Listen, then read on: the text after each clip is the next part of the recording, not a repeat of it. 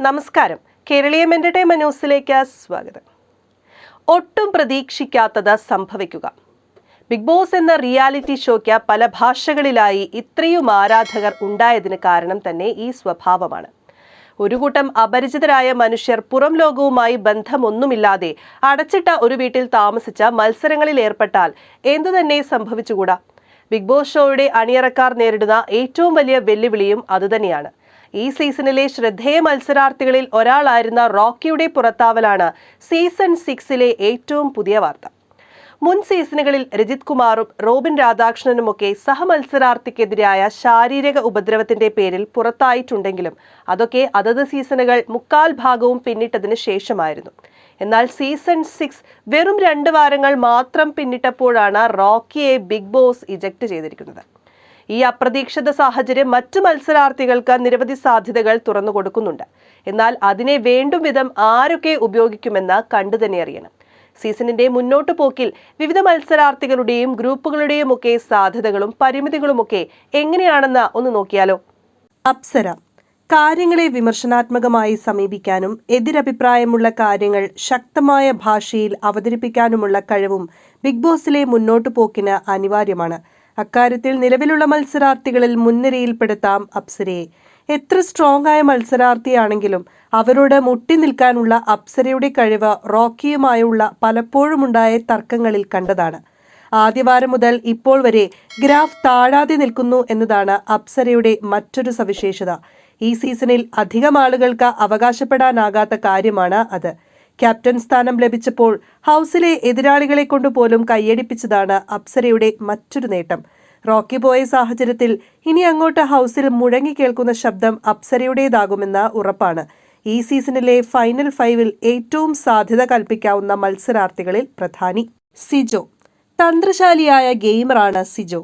സഹമത്സരാർത്ഥികളുടെ കഴിവുകളും കഴിവുകേടുകളും നന്നായി മനസ്സിലാക്കിയിട്ടുള്ള ആളും.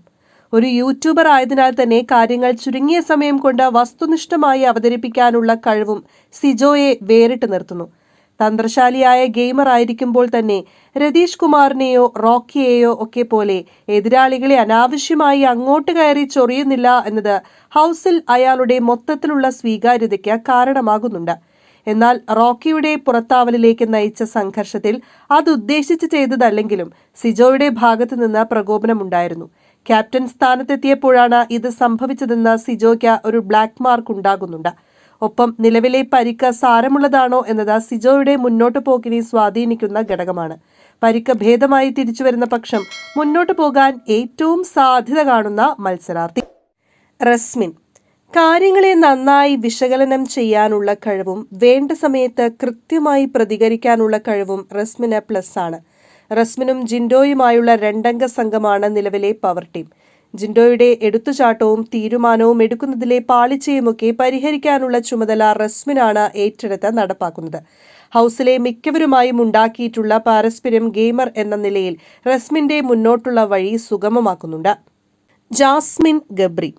വീട്ടിൽ നിന്നുള്ള ഫോൺ കോളിന് ശേഷം തകർന്ന ജാസ്മിനെയാണ് ഏതാനും ദിവസങ്ങൾക്ക് മുൻപ് കണ്ടതെങ്കിൽ ഇപ്പോൾ അവർ ഗെയിമിലേക്ക് തിരിച്ചു വരുന്നുണ്ട്.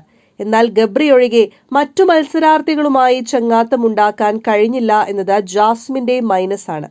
ഗബ്രിയെ സംബന്ധിച്ച പവർ റൂമിൽ നിന്ന് പുറത്തു വന്നതിനു ശേഷം ഹൗസിലെ വിഷയങ്ങളിൽ ഇടപെടാൻ തുടങ്ങിയിട്ടുണ്ട്. കാര്യങ്ങളെ വിമർശനാത്മകമായി സമീപിക്കാനും എതിരാളികൾക്കെതിരായ ചില സാധ്യത പോലും ഉപയോഗിക്കാൻ കഴിയുന്ന മത്സരാർത്ഥിയുമാണ് ഗബ്രി. റോക്കി കൂടി പോയ സാഹചര്യത്തിൽ ഗബ്രിക്ക് ഉയർന്നു വരാനുള്ള സാഹചര്യം നിലവിൽ ഹൗസിലുണ്ട്. അത് അയാൾ എങ്ങനെ ഉപയോഗപ്പെടുത്തും എന്നത് കാത്തിരുന്ന് കാണേണ്ട കാര്യമാണ്. ജിൻഡോ. മല പോലെ വന്നത് എലി പോലെ പോയി എന്ന് പറയും പോലെയാണ് ഈ മത്സരാർത്ഥി. കഴിഞ്ഞ വാരം ബിഗ് ബോസിലെ സ്റ്റാർ ജിൻഡോ ആയിരുന്നു.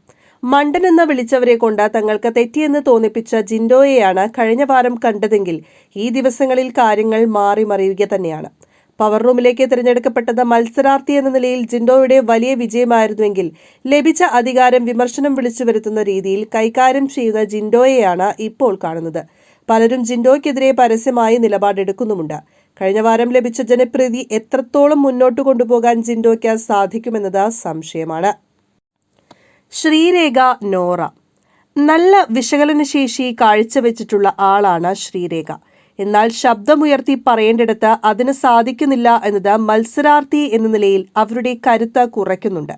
ഗബ്രിയും ജാസ്മിനും യമുനയുമൊക്കെ ഉണ്ടായിരുന്ന പവർ ടീമിലെ അംഗമായിരുന്ന സമയത്ത് തന്റെ വേറിട്ട അഭിപ്രായങ്ങൾ അവർ പങ്കുവച്ചിരുന്നു. സ്വന്തം ടീം അംഗങ്ങളുടെ പല ലൂപ്പ് ഹോളുകളും അവർ ചൂണ്ടിക്കാട്ടുകയും ചെയ്തിരുന്നു. ഒരു ഗംഭീര ഗെയിമർ ആയിരുന്നുവെങ്കിൽ ഗെയിം തനിക്ക് അനുകൂലമായി ചേഞ്ച് ചെയ്യാൻ കഴിയുന്ന സാഹചര്യം പക്ഷേ ഉപയോഗപ്പെടുത്താൻ ശ്രീരേഖയ്ക്ക് ആയില്ല. നിലപാടുകളിൽ ക്ലാരിറ്റി ഉണ്ടോ എന്ന് കാണികൾക്ക് ആശയക്കുഴപ്പമുണ്ടാക്കിയേക്കാം എന്നതും ശ്രീരേഖയുടെ മൈനസാണ്.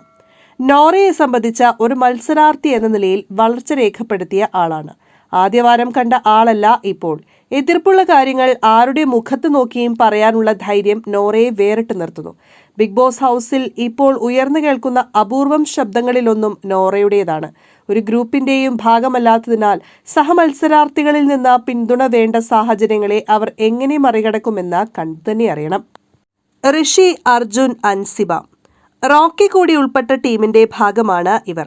ഉയർന്നു വരാനുള്ള സ്പേസ് ഋഷിക്കും അർജുനും നിലവിലുണ്ട്. എന്നാൽ വേണ്ട രീതിയിൽ അവരതിനെ ഉപയോഗപ്പെടുത്തുന്നില്ല. അവരുടെ ടീമിന്റെ നട്ടെല്ലായിരുന്ന റോക്കി പുറത്താക്കപ്പെട്ടിരിക്കുന്നു. മുന്നോട്ടുള്ള ഗെയിം എങ്ങനെയാകുമെന്ന് കണ്ടറിയാം. ഒരു മത്സരാർത്ഥി എന്ന നിലയിലുള്ള വ്യക്തിത്വം സ്ഥാപിച്ചെടുക്കാൻ അൻസിബയ്ക്ക് ഇനിയും സാധിച്ചിട്ടില്ല. ശരണ്യ, ശ്രീതു, കാര്യങ്ങളെ ന്യൂട്രലായി സമീപിക്കുന്ന, പക്ഷപാതിത്വമില്ലെന്ന് തോന്നിപ്പിക്കുന്ന സാന്നിധ്യമാണ് ശരണ്യ, ഏറെക്കുറെ ശ്രീതു. എന്നാൽ മത്സരാർത്ഥികളെന്ന നിലയിൽ ശക്തരല്ല എന്ന് തന്നെയാണ് പറയാനുള്ളത്. ജാൻമണി, യമുന, ഈ സീസണിൽ പ്രേക്ഷകരെ രസിപ്പിക്കുന്ന അപൂർവം പേരിൽ ഒരാളാണ് ജാൻമണി. ജാൻമണിയുടെ മലയാളവും മോഹൻലാലിന്റെ മുന്നിൽ പോലും പ്രകടിപ്പിക്കാൻ മടിയില്ലാത്ത സ്വാഭാവിക പെരുമാറ്റവുമൊക്കെ ജാൻമണിയെ വ്യത്യസ്തയാക്കുന്ന ഘടകങ്ങളാണ്. എന്നാൽ മത്സരാർത്ഥി എന്ന നിലയിലുള്ള നിലപാടിലെ സ്ഥിരതയില്ലായ്മ ജാൻമണിക്ക് ലഭിക്കാനുള്ള പ്രേക്ഷക പ്രീതിയെ കുറയ്ക്കുന്നുണ്ട്. ആദ്യ 2 വാരങ്ങളിൽ പവർ റൂം അടക്കമുള്ള സാധ്യതകൾ ലഭിച്ചിട്ടും അത് ഫലപ്രദമായി ഉപയോഗിക്കാൻ കഴിയാതിരുന്ന ആളാണ് യമുന. ഹൗസിൽ തന്റെ സാന്നിധ്യം അടയാളപ്പെടുത്താനും ഇതുവരെയും സാധിച്ചിട്ടില്ല.